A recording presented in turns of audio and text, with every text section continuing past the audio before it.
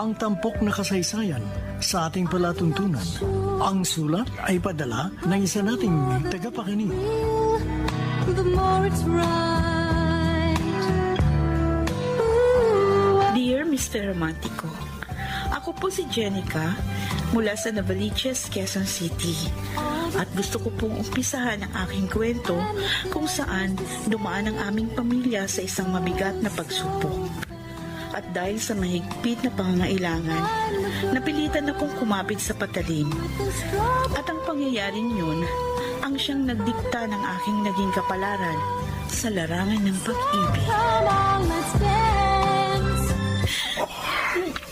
Nakapapaliw ka, Jenica.